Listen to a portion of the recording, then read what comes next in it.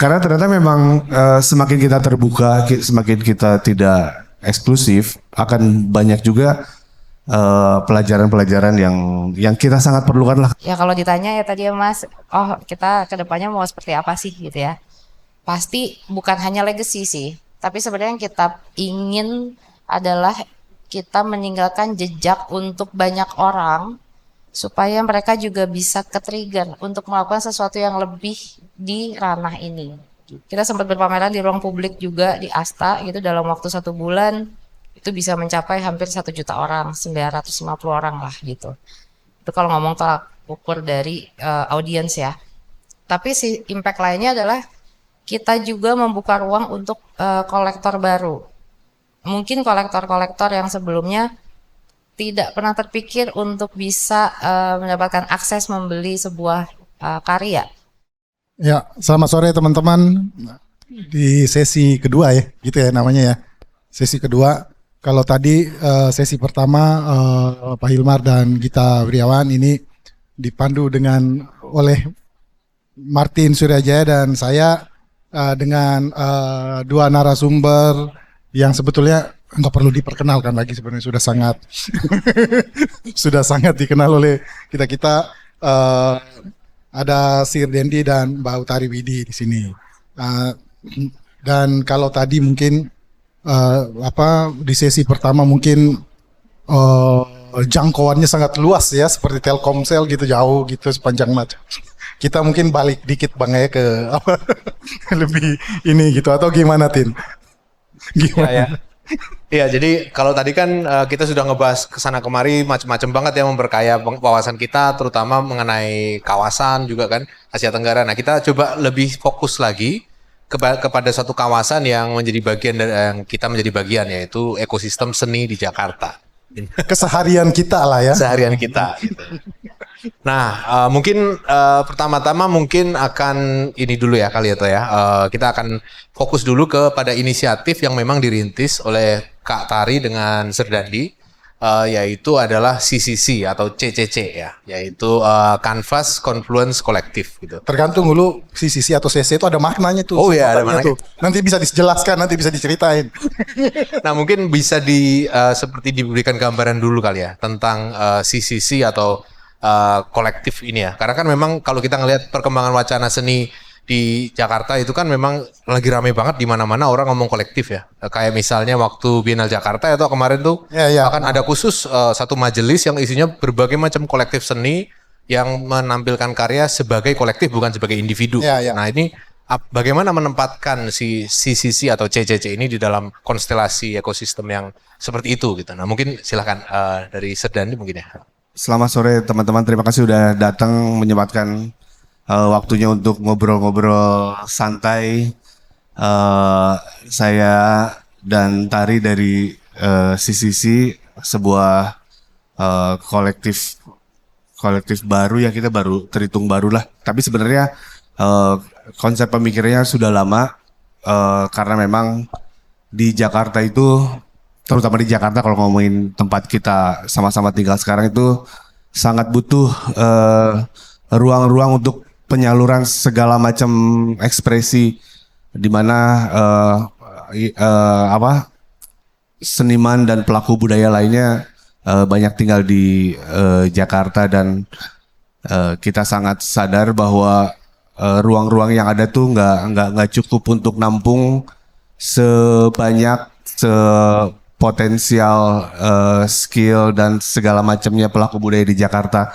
Tidak akan pernah cukup. Jadi ada banyak seniman, musisi, desainer yang tidak tertampung lah, dan kita mencoba CCC hadir sebagai ruang alternatif untuk sama-sama beraktivitas di kota yang gila ini dan mengolah kegilaan itu menjadi sesuatu yang produktif dan positif dengan spirit komunitas dan kolektif. Jadi kurang lebih ide awalnya seperti itu. Ya kayak gitu dulu ya. Dari Kak Tari mungkin ada tambahan? Mungkin kurang lebih sama ya, cuman mungkin sebenarnya dari CCC sendiri kita sebenarnya ingin men-trigger juga sih, men-trigger pelaku seni ataupun pelaku budaya gitu untuk kita fasilitasi lah di CCC ini gitu. Jadi sebenarnya spiritnya juga mungkin masih ada di situ juga ya gitu, men-trigger mungkin yang tadi menyambung dari Acong, benar sebegitu banyaknya pelaku-pelaku ini yang mereka membutuhkan sebuah ruang yang berbeda dari yang pernah ada dan kita sedang mencoba itu gitu. Yang coba kita hadirkan saat ini. Karena apalagi nambahin dikit.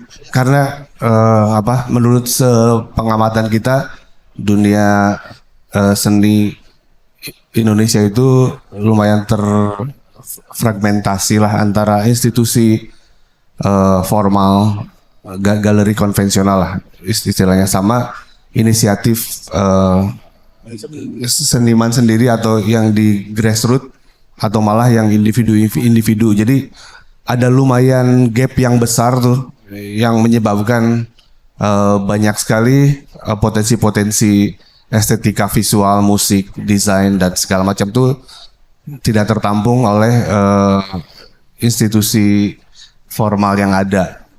Dan kita juga sebenarnya bukan kolektif baru, sudah banyak sebenarnya yang melawan tanda kutip dengan movement yang baru seperti kita. Tapi lagi-lagi Jakarta tuh terlalu banyak potensi seniman, jadi memang diharapkan bermunculan terus kolektif-kolektif baru dalam rangka untuk menampung potensi-potensi yang ada sekarang ini gitu. Dan itu yang sebenarnya kita coba isi celah-celah yang tidak bisa dipenuhi oleh institusi formal. Ya, jadi bisa kalau kebetulan nih mungkin untuk teman-teman yang belum tahu CCC di mana atau Jalin di mana, sebetulnya ini bertetangga gitu kan sebenarnya kan. Betul. Tetangga di Grand Wijaya, satu tempat lah ya, satu ruangan gitu. Dan memang sepengamatan saya pribadi ketika main ke sana gitu, di lantai 1 di galerinya CCC itu selalu ada saja pameran gitu ya. Paling 1-2 hari kosong karena memang harus dismantling dan lain sebagainya. Lalu ada lagi terus, pernah sekali 2 kali datang ke pembukaan tuh banyak gitu teman-teman yang datang gitu ya, orang banyak. Terus karyanya pun dari satu pameran ke pameran lain beda gitu. Bukan sesuatu yang kayak kalau misalnya kalau kita ini kan ada ruang pamer yang kita datang, kalau ke sini pasti karyanya yang gini nih. Tetapi kalau di CCC ini kayaknya enggak gitu loh, enggak seperti itu gitu. Nah, pertanyaannya mungkin lanjutkan lagi tadi si Randi, Mbak Tari udah bilang soal keberagaman ekspresi ya. Betul. Yang tidak tertampung ya. Dan bagaimana sih sebetulnya strategi dari CCC sendiri menghadapi keberagaman ini dalam menyusun program segala macam dari CCC sendiri, atau bagaimana merangkul teman-teman komunitas yang mungkin sangat tersebar dan lain sebagainya dalam kehadiran CCC ini sendiri. Apalagi tadi Sir Dendi bilang bahwa ada semacam pembeda banget gitu antara yang katakanlah yang sangat terinstitusionalisasi banget dan yang enggak gitu. Strategi programnya gimana sih dari CCC ini gitu? Strategi programnya ya, mungkin karena ini kita juga banyak mencoba interdisiplin ya gitu. Jadi kita lihat memang kalau dari sisi proyeknya, karena spirit kita adalah kolaborasi gitu, kita mencoba membuat segala sesuatu yang berhubungan dengan proyek ini itu kita melibatkan banyak pihak gitu. Jadi tidak ya, memang karena spiritnya seperti itu, setiap kali makanya tadi seperti Mas Berto bilang, kalau datang ke eventnya CCC itu mungkin bisa dibilang semacam quote unquote unexpected ya, gitu. Karena memang itu yang coba kita sajikan, itu yang coba kita mau explore lebih lagi gitu. Hmm, kalau dari strateginya sendiri ya memang sebenarnya mungkin seperti layaknya kita menyiapkan sebuah project pasti gitu, tapi in the spirit of inclusivity tadi kita akan sangat banyak melibatkan pihak Pihak-pihak gitu. lain ya. Yes. Kolaborasi gitu. Kolaborasi.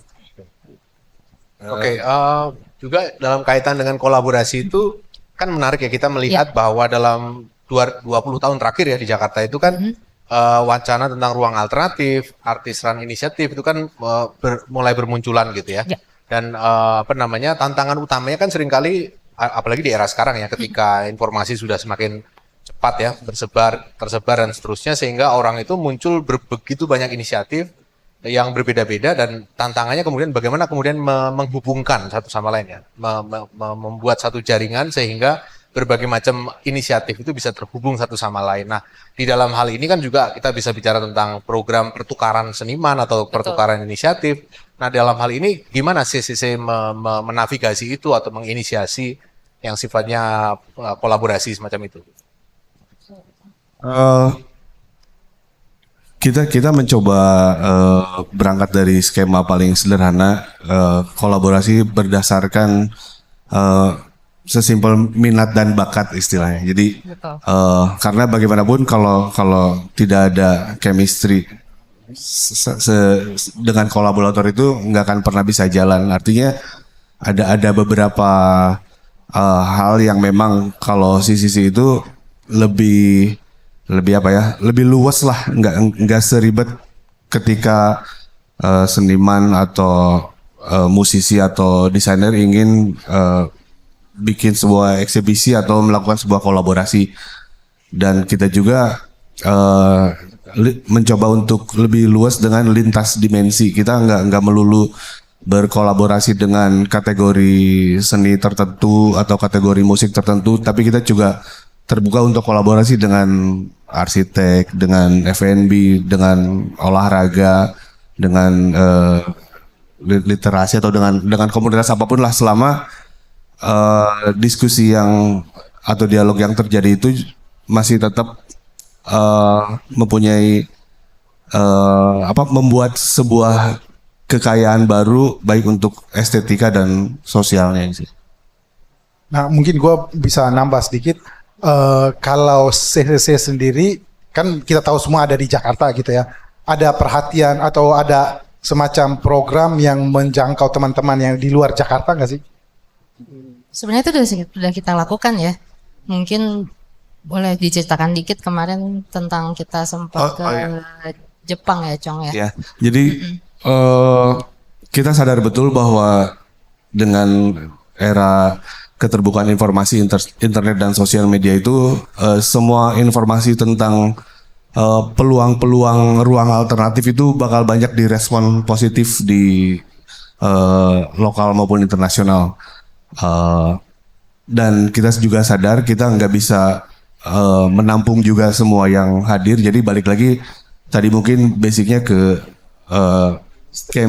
chemistry dan saling pengertian dan kesepakatan bahwa oh ya udah ternyata kita nggak cocok atau oh udah kita cocok. Itu pun kita berlakukan dengan program-program di luar Jakarta sama di internasional. Karena kita punya program internasional kemarin baru dicoba kita ke Jepang.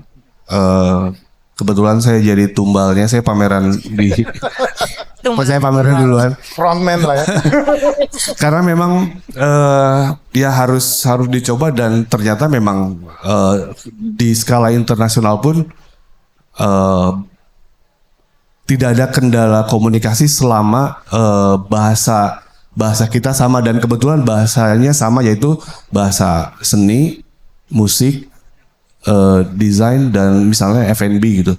Selama hal-hal yang sangat basic itu sama dengan tempat di luar negeri itu ya kolaboratornya, maka tidak ada sama sekali kendala, dan justru itu membuat kita memang harus lebih agresif membuat program, memanfaatkan bahwa ada bahasa-bahasa simpel yang sebenarnya kita tahu tidak harus berbicara verbal bahasa ya gitu. Jadi Itu yang setelah kemarin kita ke Jepang menambah yakin bahwa pola ini bisa dilakukan di semua negara.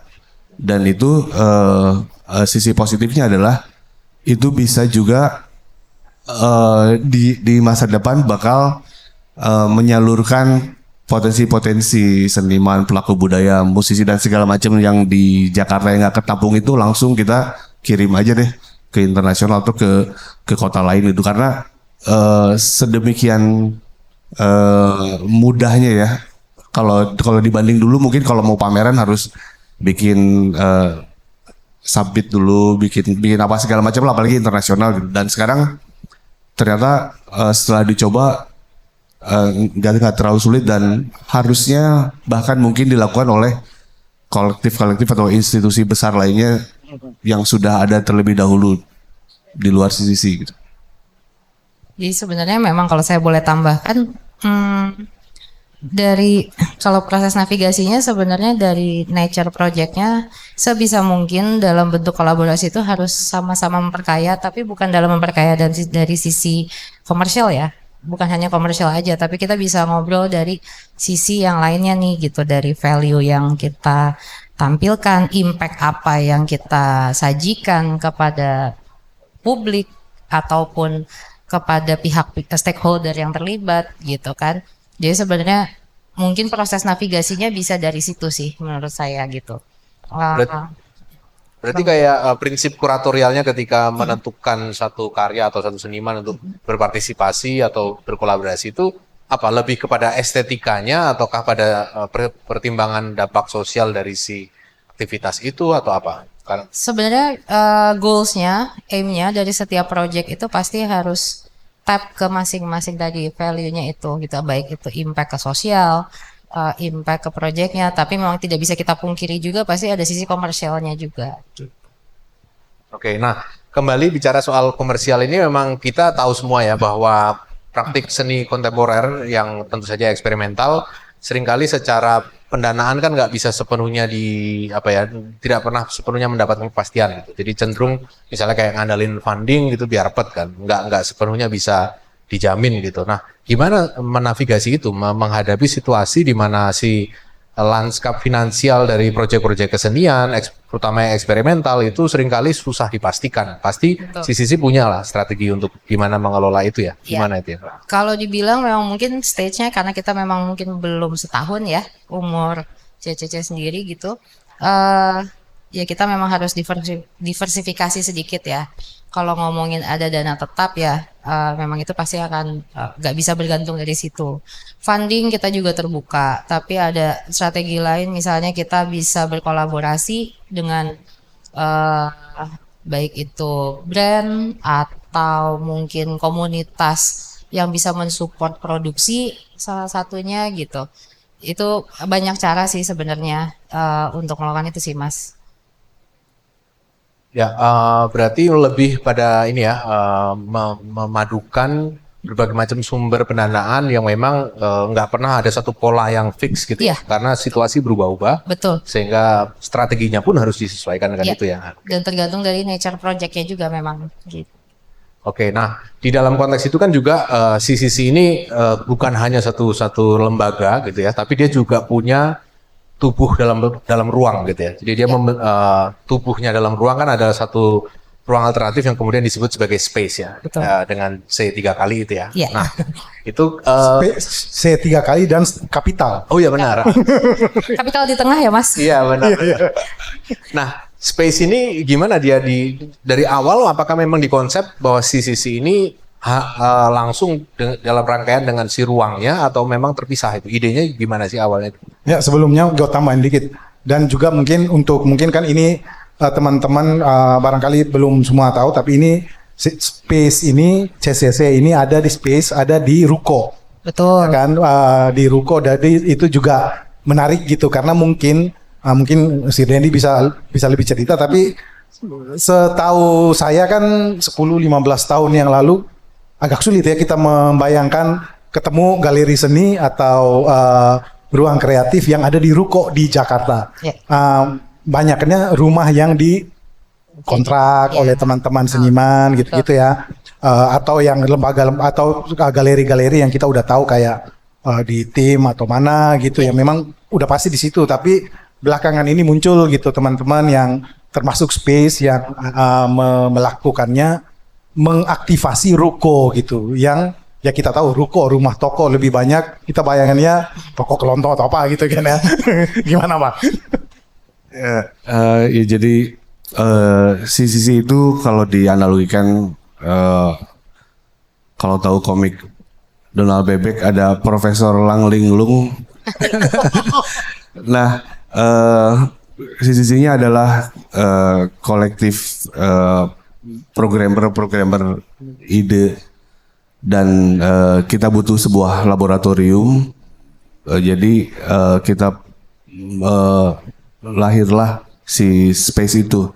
Jadi CCC adalah ruang kolektif dan space adalah laboratoriumnya. Secara fisik itu sebuah ruko di Grand Wijaya.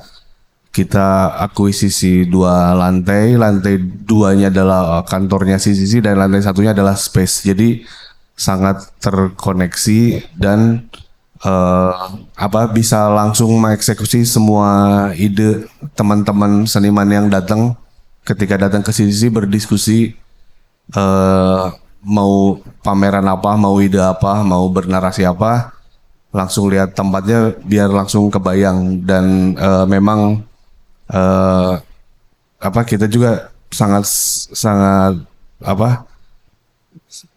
senang ternyata sedemikian banyak teman-teman seniman. Ya kita yang kenal dulu aja, karena memang kita juga nggak terlalu agresif membuka open submission untuk orang bisa berpameran, karena dari teman-teman sendiri udah banyak banget dan mereka merasa cukup puas dengan diskusi, dengan brainstorming ide-ide, dan dengan ruang pamer berbentuk ruko. Jadi memang betul agak sulit awal-awalnya untuk menerima ide bahwa pamerannya di sebuah ruko gitu. Tapi ternyata kebutuhan akan ruang pamer itu mengalahkan segala macam pattern-pattern atau skema-skema atau teori-teori bahwa pameran itu harus melulu di galeri konvensional apalagi. Jadi itu yang sekarang terjadi, dan kita surprisingly jadwal pamerannya full sampai akhir tahun di space itu. Itu semakin membuktikan bahwa memang tidak akan pernah cukup ruang untuk menampung segala macam individu kreatif di Jakarta. Itu sih. Ya, terus juga selain ruang menempati ruko itu kan juga perlu bisa dibayangkan bahwa ruang ini juga sifatnya sosial ya. Artinya perlu tadi ya sudah disampaikan bahwa orang harus dibiasakan untuk mengunjungi satu pameran yang tempatnya ada di ruko gitu kan. Artinya kan ada lanskap relasi sosial yang berubah tuh, dari yang sebelumnya kebiasaan datang ke galeri, nonton dengan ruang seperti itu, kemudian bergeser ke ruko gitu. Dan artinya perlu ada ini nggak sih, ada pendekatan tata pamer yang berbeda nggak sih, atau semacam bagaimana penggunaan ruang itu didesain secara lain ketika dia akhirnya berposisi di ruko gitu? Atau strategi khusus untuk membawa teman-teman audiens untuk datang ke tempat CCC gitu, space. Justru menariknya karena kita menyajikannya dalam bentuk ruko dan kita memang berusaha untuk se-fluid itu ya gitu. Audiensnya juga jadi lebih fleksibel. Tadi karena kita kan sebenarnya ingin menyajikan sesuatu yang tidak formal ya gitu. Jadi kalau dari sisi audiensnya sendiri diajak ke ruko itu jadi sebuah experience yang baru sebenarnya Mas gitu. Kalau dari sisi display, tata ruang gitu. Nah, karena kita juga pengennya semua di sini kan sebenarnya space itu bisa disebut sebagai ruang untuk berproses ya gitu. Dan kita juga sebenarnya sangat terbuka untuk space itu dieksplor lebih dari apa yang pernah para pelaku seni rupa ini pernah lakukan gitu. Jadi it's a good sign sebenarnya, walaupun itu sedikit mendobrak dari apa yang pernah ada, tapi setelah kita jalani ternyata oh itu tidak menjadi sebuah hambatan. Yang kita sajikan memang sebuah experience yang berbeda gitu. Karena di Ruko sendiri juga kan sekelilingnya itu juga banyak pendukung ya. Ada sebuah ekosistem gitu. Jadi memang pada saat datang ke space mungkin kita juga bisa menyumbang sedikit impact kepada komunitas yang ada di sekitar kita gitu sih. Misalnya tadi sempat waktu acara kapan gitu sampai cari rokok aja depan itu tuh habis. Di apa? Ada penjual rokok dekat situ Iya, di betul. sudut Kemarin pameran. depannya space itu kan. Iya. Rokoknya habis di pamerannya siapa gitu lupa. Pamerannya Alip. Alip ya, John, waktu itu. iya betul. Soalnya memang waktu itu kebetulan pengunjungnya luar biasa ya, untuk ukuran 2 minggu durasi pameran ada sekitar 1.500 orang yang datang. Jadi kalau in average per hari itu 100 orang. Dan saya rasa sih mungkin ya, ini saya juga ngomong, kita juga harus riset lagi by data, tapi saya rasa kalau di galeri mungkin sehari 100, apalagi weekdays kayaknya agak sulit ya Mas ya gitu. Iya betul. Itu sih. Atau memang benar kita mesti compare data dengan compare galeri lain datanya, atau betul. penyelenggara tempat lain gitu. Tapi jumlah segitu memang sudah merupakan sesuatu yang sangat pencapaian ya. Betul. Apalagi kalau boleh bilang bahwa space juga bukan sebuah tempat yang sudah lama gitu Lama, loh, masih betul. setahun gitu kan ya. Ya, Jadi kehadiran yang sebanyak itu merupakan sesuatu yang sangat wow gitu kan. Bisa dibilang gitu. Mungkin ada berandai-andai gitu ya. Berandai-andai karena tadi Mbak Tari dan si Dendi juga udah bilang bahwa Space CCC baru berjalan kurang lebih setahun gitu ya. Banyak sebetulnya kalau kita ngelihat kan kadang-kadang inisiatif kreatif, ruang-ruang alternatif seperti ini kan tidak banyak juga yang akan bisa bertahan cukup lama gitu. Dia pasti ada tantangan-tantangan yang macam-macam yang mungkin bisa kita diskusikan lain waktu untuk apa aja tantangan itu. Tetapi kenyataannya kayak gitulah kira-kira ya. Nah kalau untuk CCC sendiri ada strategi-strategi tertentu untuk keberlanjutan yang kedepannya atau pola-pola kerja apa yang coba untuk dipraktikan untuk keberlanjutan itu atau gimana tuh? sebenarnya sih kalau kita nih kan karena memang sebenarnya belum setahun sih Mas. Masih hitungannya dari pameran pertama kita itu yang kebetulan di Asta itu kan baru Januari ya. Mungkin berarti give or take sekitar 7 bulan ya. 7 bulan. Sini berjalan. Kita memang masih ada di proses R&D ya atau trial error lah gitu. Cuman kalau ngomongin untuk sustainability-nya memang pasti karena ini spiritnya adalah sebuah kolaborasi, pasti kita juga akan makin banyak melakukan proses itu ke depannya gitu. Mungkin dari Acong Ya, ada tambahan. tantangan yang pertama kali kita rasa lumayan cukup berat adalah memetakan peta kita mau berada di mana dan posisi apa di antara individu kreatif itu dan di antara kolektif-kolektif yang lain. Tapi pada akhirnya memang harus dicoba dan kita terus aktif untuk sebisa mungkin membuat sebuah acara, sebuah pameran dengan seniman-seniman yang dekat dengan kita dahulu karena itu yang nantinya mungkin bakal jadi apa ya istilahnya yang membuat menyampaikan informasi tentang siapa kita, apa tujuan kita dan experience teman-teman yang sudah berpameran ke teman-teman yang lain sehingga harapannya ketika informasi semua sudah tersampaikan, maka mesin tanda kutip si CCC dan Space itu akan berjalan dengan organiknya. Kita berangkat dari situ sih awalnya. Jadi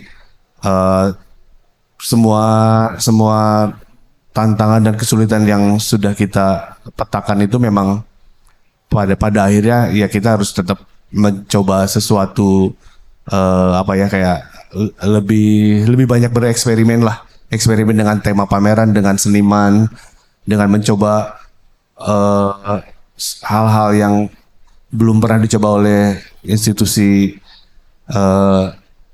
seni yang gede gitu, dengan mencoba memilih pameran memilih seniman yang ditolak di mana-mana gitu berpameran. Kita coba bawa, kita coba kasih ruang, kita coba diskusi tentang ide, tentang bagaimana dia menyalurkan kegelisahannya karena tidak diterima di mana-mana gitu misalnya. Marah-marah juga nggak, Bang? Kenapa? Marah-marah juga. Marah-marah juga. Karena ternyata memang semakin kita terbuka, semakin kita tidak eksklusif, akan banyak juga pelajaran-pelajaran yang kita sangat perlukan lah, karena kita masih belum 1 tahun. Harus banyak bereksperimen lintas dimensi, lintas Disiplin. institusi, lintas disiplin segala macam, dan kita cukup yakin dan cukup berani dengan program-program dan ide-ide kita sih untuk sekarang dan di masa depan. Kalau misalnya dibayangkan targetnya, apa harapan lah ya, 10 tahun ke depan gitu, CCC dan Space ini dibayangkan akan kayak gimana tuh? Kementerian Kebudayaan. Jadi satu kementerian sendiri. Kementerian Kebudayaan.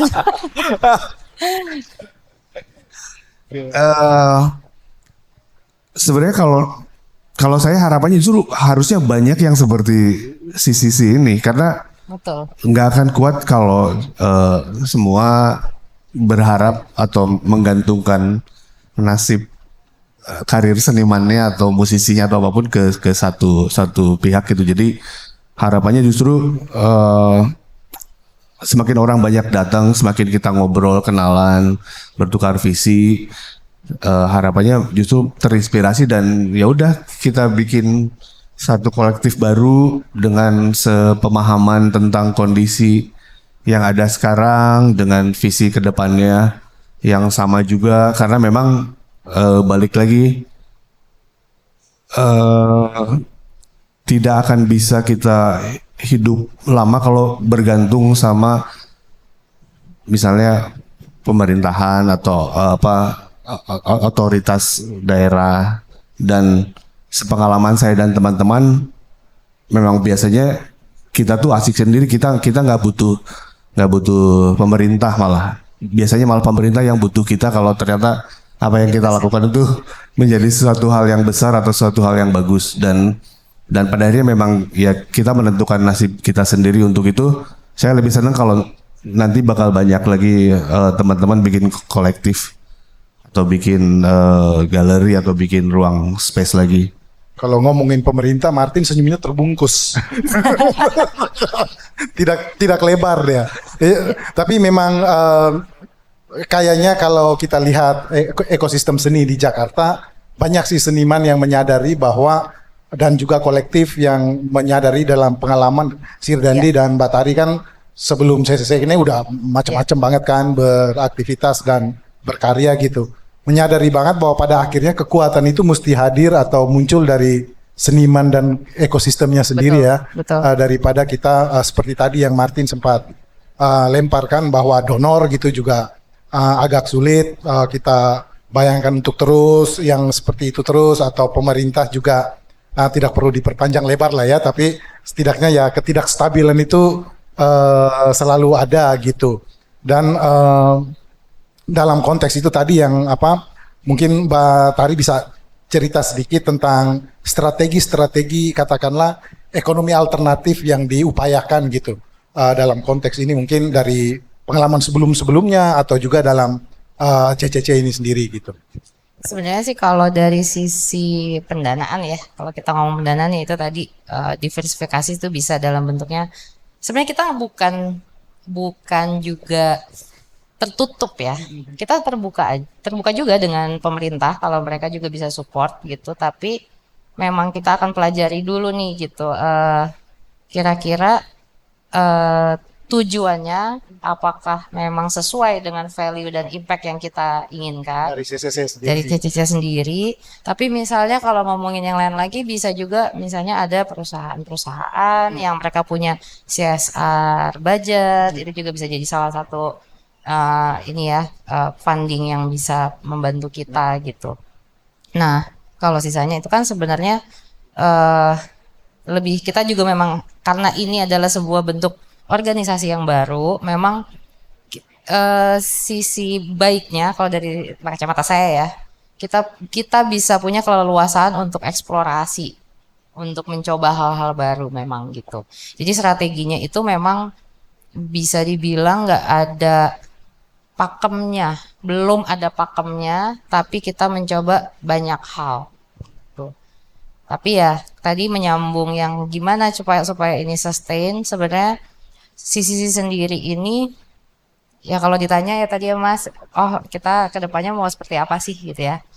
Ya pasti bukan hanya legacy sih, tapi sebenarnya yang kita ingin adalah kita meninggalkan jejak untuk banyak orang supaya mereka juga bisa ke-trigger untuk melakukan sesuatu yang lebih di ranah ini. Oke, gimana Tin? Ada pertanyaan lagi nggak? Karena Sepertinya ada pertanyaan dari audiens ya. Oh iya, yang benar-benar. Sudah mungkin bisa dibacakan oleh Almer ya. Silakan Almer. Jadi sebelum ini kami memang sudah membuka pertanyaan waktu registrasi di Google Form. Ada beberapa yang memang sudah kami pilih sebelumnya. Yang pertama akan saya bacakan, yaitu dari dari sini. Pertanyaan pertama dari Melvi. Dalam beberapa kasus, placemaking diciptakan dan dihidupkan oleh komunitas. Namun, ketika placemaking menjadi hidup dan memiliki nilai ekonomi, pemilik aset atau pemerintah daerah kerap menjadikannya ruang komersial. Bagaimana komunitas dan pemerintah menyikapi hal ini? Ini kurang lebih tadi udah sempat dibahas ya, bisa mungkin dibahas lebih lanjut. Oh ya, jadi tadi pemerintah atau pemilik ruang gitu. Ya. Sebelumnya mungkin tanah kosong atau apa gitu ya. Terus seniman datang bikin kreatif. Oh kayaknya seru nih gini. Terus Dan akhirnya itu kan banyak banget ya praktik-praktik itu kan di sebelumnya kan disebutnya placemaking kan. Artinya bagaimana kemudian ruang-ruang gedung-gedung pemerintah yang terpengkalai karena nggak dimanfaatkan lagi kemudian menjadi dilapidated gitu kan, jadi reruntuhan. Nah itu dilihat secara artistik sebagai ruang tempat warga justru bisa mengekspresikan kreativitasnya dan seterusnya sehingga berubah menjadi diintervensi oleh seniman sehingga menjadi satu situs praktik senian yang baru gitu ya. Misalnya yang dilakukan oleh placemaking banyak sekali, ada di M Block, ada di Pasar Santa dulu dan seterusnya. Mungkin itu. ya pertanyaannya tadi tanggapan dari seniman sebagai pelaku dan pemerintah. Nah masalahnya di sini nggak ada orang pemerintah ya. Jadi kita nggak bisa Kebetulan nggak. menjawab mewakili mereka gitu. Siapalah kita ini Wak. Jadi kan kita nggak bisa mewakili gitu. Jadi paling bisa dijawab oleh pelaku kreatif seniman sendiri gitu dalam hal ini dari teman-teman CCC gitu. Silakan Mbak. Iya, placemaking, kalau ngomongin placemaking sebenarnya kaitannya dengan pemerintah tuh memang selama ini belum pernah ada diskusi yang terlihat signifikan untuk dieksekusi menjadi sebuah placemaking yang kemudian mempunyai nilai ekonomis, nilai sosial dan segala macamnya, kecuali M Block mungkin ya yang so far terlihat. Idealnya apa diperbanyak eksekusi atau ide-ide diskusi yang berakhir menjadi berfungsi laginya sebuah tempat seperti M Block. Saya sangat senang sebenarnya karena saya yakin banyak banget aset pemerintah berupa properti yang bisa dimanfaatkan oleh komunitas. Tapi lagi-lagi saya nggak tahu mandeknya di mana ke komunikasinya. Yang jelas ini sebenarnya satu satu kendala yang harusnya bisa diatasi dengan melihat contoh sukses grup M-Block gitu. Harapannya sih kayak gitu. Mbak Tari mau nambahkan? Atau mau mewakili pemerintah menjawab boleh juga sih. Ya sebenarnya sih kalau dipikir-pikir kan, ya memang sebenarnya pemerintah seharusnya mensupport ya, gitu. Seharusnya, tapi memang kadang-kadang mungkin proses eksekusinya memang sampai saat ini ya ada yang berhasil, ada yang lancar, dan ada juga yang memang belum terdeliver dengan 100% gitu. Tapi kalau dari kacamata saya sih sebenarnya ya itu balik lagi sih nggak ada masalah selama memang semua prosesnya itu berjalan lancar ya. Gitu. Dan kalau sebelumnya CCC sendiri belum ada pengalaman untuk mengeksekusi misalnya ruangnya pemerintah atau apa gitu, belum ya? Sudah ada di plan kita, tapi memang belum masih kita coba pelajari dulu gitu. Oke, mungkin masih ada lagi dari itu. Sekalian nih, mumpung tadi pembahasannya soal M-Block kan kebetulan banget kita di sini ada Mas Jakob, perwakilan dari M-Block. Bisa mungkin ada tanggapan Mas soal placemaking dan ya berbagai polemik dan tantangannya? Waduh, ditodong. Oke. Ya, pertama-tama saya mau mengucapkan apresiasi ya untuk CCC dan turunan ekosistemnya tadi bagus sekali ya. Nah, menanggapi M-Block tadi mungkin yang teman-teman ingin tahu bagaimana POV dari orang-orang government ya, pemerintah ya dalam rangka mengoptimalisasi lahan yang tadinya mangkrak gitu ya. Nah, ini ceritanya ya, saya mewakili orang pemerintah karena tadi kan pada nggak bisa jawab katanya, tapi kebetulan saya 6 tahun terakhir ini memang grup kami ini mengoptimalisasikan beberapa aset pemerintah di Medan, Jakarta, ada 2 ya di Postblok, terus di Solo, Jogja, Surabaya gitu ya. Nah, jadi kayaknya cukup paham sekarang. Awalnya juga kayak gimana sih nih gitu. Katanya mereka begini awalnya ya, tolong dong diaktifasi gitu ya. Tolong kami oke. Tidak ada target apa-apa gitu. Yang penting bisa bayar PBB tahunan karena memang cukup besar ya bangunan kolonial dengan luasan yang cukup tertentu itu harus bayar PBB ratusan juta setiap tahun karena mereka berada di lokasi strategis gitu ya. Jadi targetnya sebetulnya itu awalnya ya. Tapi setelah perpanjangan masa kerjasama kedua, mulai itu mereka melihat kayaknya bisa deh begini, semuanya serba naik gitu ya. Serba naik jadi akhirnya memang komersial jadinya gitu ya. Itu yang kami juga tidak duga. Mungkin tadi Mas Acong juga ya soal tadi ngomong lah soal komersial itu ya. Memang begitu akhirnya government itu atas nama good corporate governance yang artinya kalau menyewakan atau mengerjasamakan bangunannya itu harus menghasilkan gitu. Jadi kami dituntut untuk secara komersial juga harus layak begitu. Wah itu memang PR besar sih. Yang tadinya kami pikir kami hanya tugasnya mengaktifasi. Jadi dengan jaringan teman-teman komunitas kreatif ya yang kebetulan juga dari para pendiri kan banyak jaringannya. Itu ternyata lebih berat lagi. Jadi harus berpikir secara komersial gitu. Ya itu aja sih yang bisa saya share gitu ya. Dengan segala akibatnya. Akhirnya singkat kata kayak cukup ngos-ngosan sebetulnya gitu ya. Tidak bisa dipungkiri ya, Mas Jacob ya, pasti. Iya, mungkin cukup segitu aja ya siapnya ya. Terima kasih.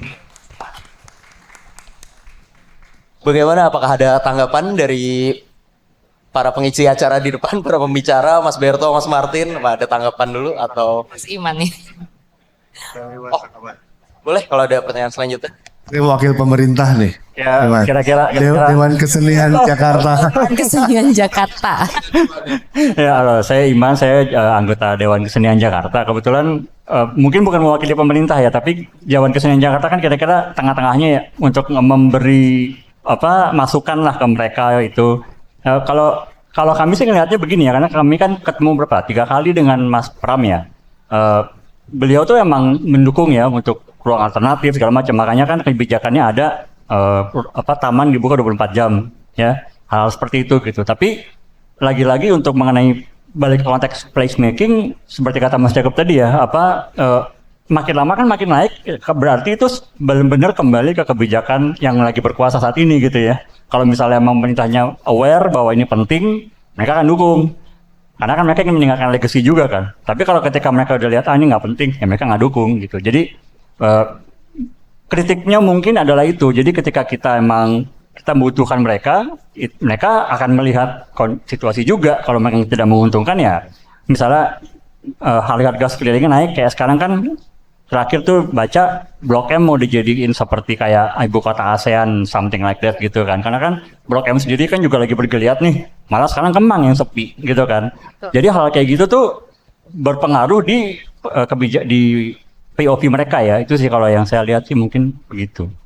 Gitu. Jadi gimana caranya mesti ada gini, CCC mesti ada, nanti ada lagi yang lain semakin banyak dan kita mesti berjejaring dan mesti saling support dan juga mesti kasih awareness terus ya bahwa kami ini ada, we're here, we're exist, and we're gonna be here for a long time gitu. Dukung dong gitu. Nah mungkin tugas saya juga di Dewan Kesenian untuk mendengarkan sama-sama, yuk kita bareng deh. Gitu sih. Thank you.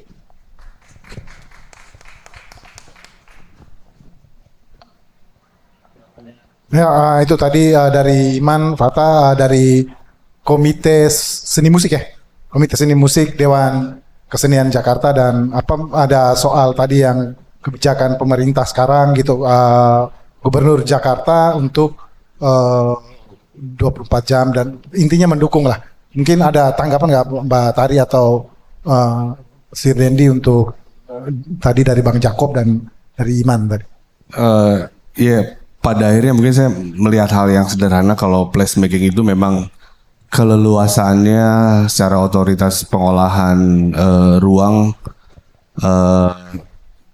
lebih enak sendiri aja deh gitu. Karena ya memang itu tadi ternyata tidak segampang itu, dan ya lagi-lagi lah ya bukan berarti kita komunitas kreatif jadi korban, tapi justru harusnya kita ini jadi pejuang pengakuisisi tempat-tempat yang tidak terpakai lah, tapi pakai duit sendiri gitu istilahnya. Ya si placemaking jadinya memang self placemaking kali atau apalah istilahnya.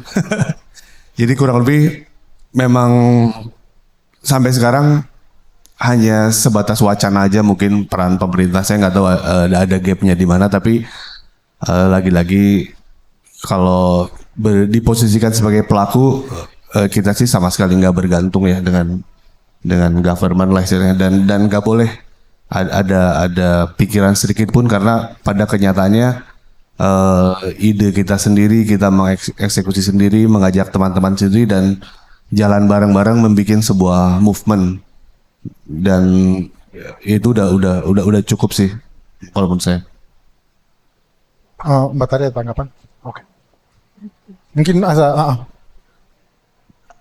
Mumpung masih dalam topik peranan pemerintah, sebenarnya ini ada satu pertanyaan lagi yang telah kami pilih dari Hafid Fuad.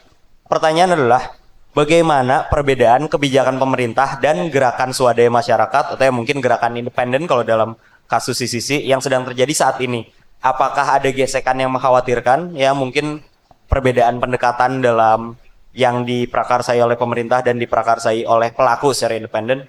Dan juga pertanyaan follow up-nya, bagaimana tips membangun ekosistem kreatif yang sustainable dan juga menghasilkan nilai ekonomi? Jadi mungkin tadi kayaknya yang paling enak kita bahas yang kedua dulu kali ya, bagaimana membangun ekosistem yang bisa berkelanjutan dan memberikan juga keuntungan untuk si pelakunya gitu. Dan yang keduanya tadi adalah bagaimana dia gesekan gitu antara kebijakan pemerintah dan apa yang kita lakukan gitu. Mungkin tadi sebenarnya kita udah sempat membahas ya soal itu, tapi mungkin Mbak Tari bisa menambahkan sedikit lagi tentang itu dalam hubungan sama pemerintah nih. Sebenarnya kalau dibilang sampai saat ini sih kita belum pernah ada gesekan ya. Belum pernah ada gesekan apa-apa dengan pemerintah ya. Belum, nanti ditabrak aja lah, nggak usah digeser. Ditabrak aja. Belum ada sih gitu, tapi kalau ditanya apa ya? Apa tadi? Strategi Strateginya, keberlanjutannya. keberlanjutannya ya satu, misalnya kan kalau tadi kita ngomong, oh pergerakan ini kita akan terus lakukan gitu ya, dengan cara kita juga memberikan output dalam berbagai macam bentuk.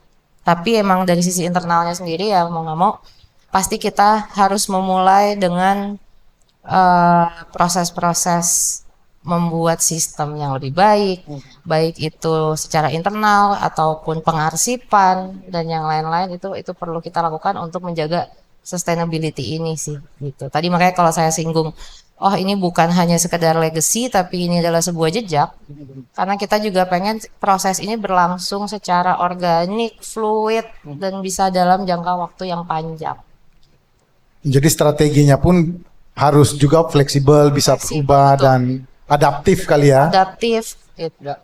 Kalau kayak misalnya pendanaan dari pemerintah gitu nggak dimasukkan di dalam upaya itu atau bagaimana? Ya itu tadi saya bilang sepertinya sebenarnya kita terbuka hanya memang saya juga tadi mengquote kata-kata Acong juga ya, bukan berarti kita harus menggantungkan karena memang ini saya setuju dengan Mas Iman juga, kita semua membangun jejaring ini untuk melakukan sesuatu yang berkesinambungan panjang jadi supaya bisa ini sustain with or without government sebenarnya gitu. Oke. Bang Sindari ada tambahan untuk yang tadi tabrak aja tadi itu tuh atau dengan keberlanjutan tadi gitu.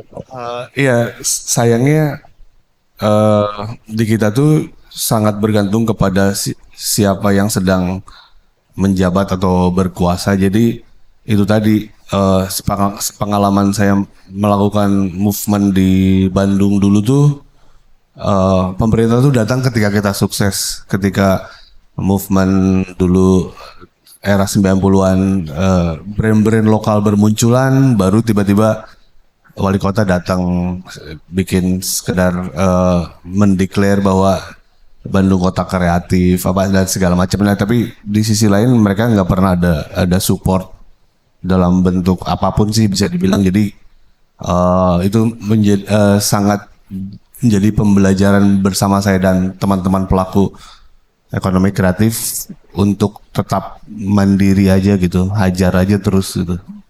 Jadi intinya kemandirian yang perlu dibentuk ya. Ya mau pesugihan deh lu. Yang penting mandiri gitu. Oke, mungkin Matt. Selain pertanyaan yang sudah kami pilih sebelumnya, kami juga masih punya waktu untuk satu pertanyaan. Jika dari hadirin, dari audiens kalian ada yang ingin ditanyakan atau menanggapi atau menambahkan, kami masih punya waktu untuk satu.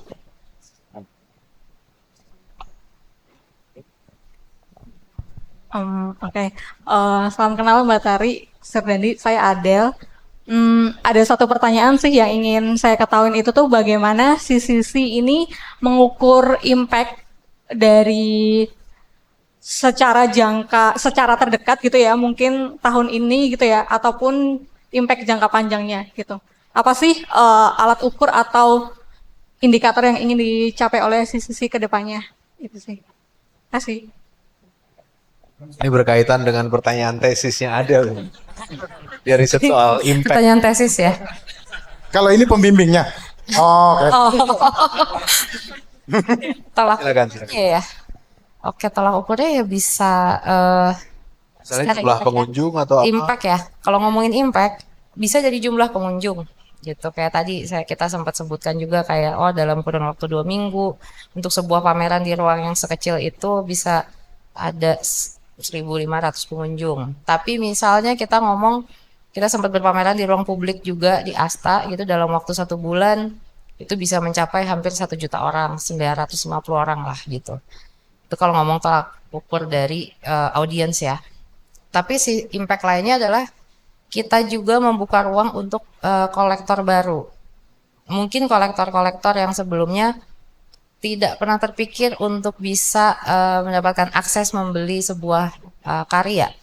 Nah, itu juga ada impact dari situ sih, gitu. Itu ya. Terus apa lagi ya? Ya, impactnya lebih ke internal sama eksternal kalau dari saya. Jadi kalau dari eh, internal itu kita banyak banget belajar dari apa kenekatan kita membuat CCC ini terhadap kita banyak belajar tadi bahwa ya memang harus berani membuat sesuatu dan mencoba untuk konsisten di tujuannya dan buat eksternalnya yaitu tadi ada hal-hal yang ternyata yang kita lakukan itu bisa mengkikis misalnya kebiasaan orang atau kesegaran orang untuk membeli karya di galeri. Orang kadang-kadang terlalu segan untuk datang beli karya, tapi ketika di space kita yang lebih casual, yang lebih santai, yang setiap eksibisinya ada DJ main musik, ada makanan, minuman, dan bisa orang ngobrol langsung dengan senimannya, itu menghilangkan batas itu dan jadinya orang tuh itu tadi kata tadi membentuk kolektor baru yang hanya dengan cukup suka karyanya, harganya cocok, beli. Dia nggak harus mengerti narasinya, wacana-wacananya, meskipun itu ada kita selalu ada narasi untuk di setiap seniman berpameran gitu. Tapi itu tadi ada hal-hal yang ternyata orang tuh kadang-kadang harus dijauhkan dari hal-hal yang sifatnya terlalu berbelit-belit sekedar untuk membeli karya seni yang dia suka gitu. Makanya kita mencoba pameran di ruang publik di Asta, itu pun terjadi kita ngobrol dengan yang membeli karya dan dia secara sadar mengatakan bahwa ya gue lebih senang beli karya di tempat kayak gini deh.